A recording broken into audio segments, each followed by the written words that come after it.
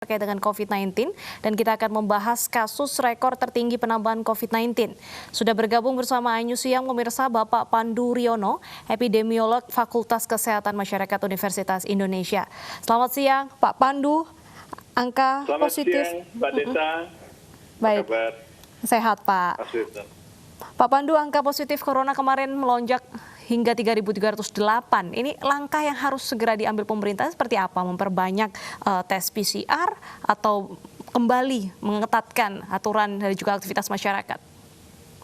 Ya, jadi kenaikan yang besar ini dalam 3 hari berturut-turut dan mungkin dalam minggu mendatang itu akibat 2 kali kita mengalami hari libur yang panjang. Jadi hari libur yang panjang itu membuat sebagian penduduk bepergian, apakah berpariwisata atau melakukan kegiatan-kegiatan lain yang seringkali lupa bahwa mereka harus patuh dengan bukan regulasi ya, jadi perilaku yang mengurangi risiko, yaitu 3M tadi, memakai masker, menjaga jarak, dan mencuci tangan.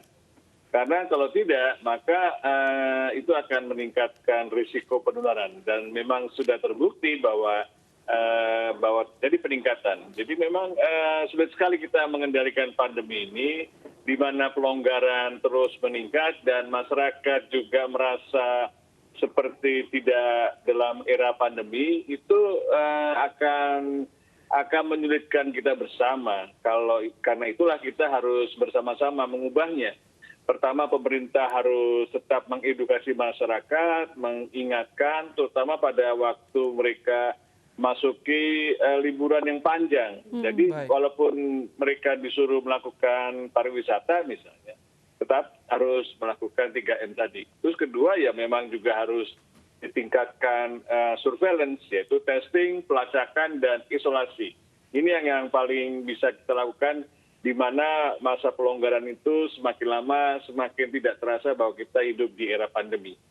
Baik, nah tapi sekarang juga banyak klaster-klaster baru. Di Jakarta ada klaster perkantoran, di Bogor ada klaster keluarga. Nah ini perlukah harus ada isolasi mandiri secara komunitas ataupun secara kelompok masyarakat agar bisa ditekan angka ini Pak? Tidak sebanyak ini lagi setiap harinya nanti.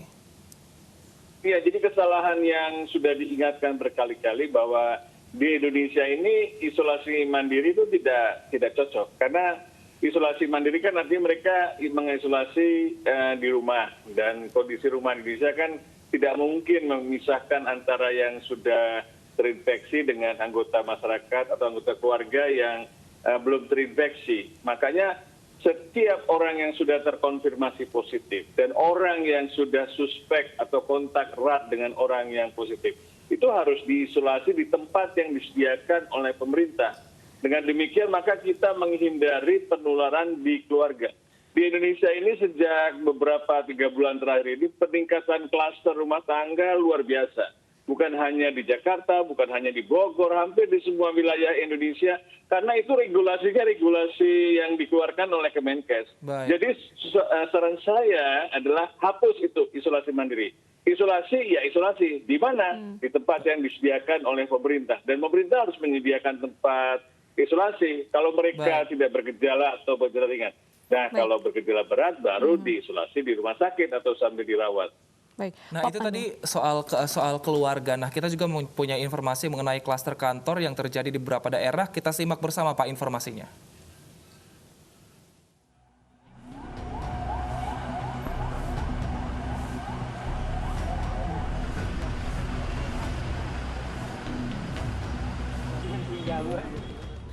Iring-iringan ambulan ini membawa karyawan PT LG yang teridentifikasi positif COVID-19. Pasien ini akan menjalani perawatan dan isolasi di Balai Kesehatan Cikarang, Kabupaten Bekasi, Jawa Barat. Ada 242 karyawan PT LG yang positif COVID-19. 24 diantaranya dirawat di Balai Kesehatan Cikarang, sementara sisanya menjalani isolasi mandiri di kediaman masing-masing. Rata-rata karyawan ini tinggal di zona merah dan berasal dari Jakarta. Sejumlah klaster pasien COVID-19 perkantoran juga muncul di kantor pemerintah. Direktorat Jenderal Peternakan dan Kesehatan Hewan Kementerian Pertanian melakukan lockdown pada Gedung C Kementan selama 3 hari, 24 hingga 26 Agustus lalu. Hal ini dilakukan setelah 17 pegawainya dinyatakan positif corona. Selain itu, Komisi Pemberantasan Korupsi juga melakukan hal yang sama. Mulai dari 31 Agustus hingga 2 September mendatang. Keputusan diambil pasca 23 pegawainya dan seorang tahanan KPK terkonfirmasi positif COVID-19. Tim Liputan iNews melaporkan.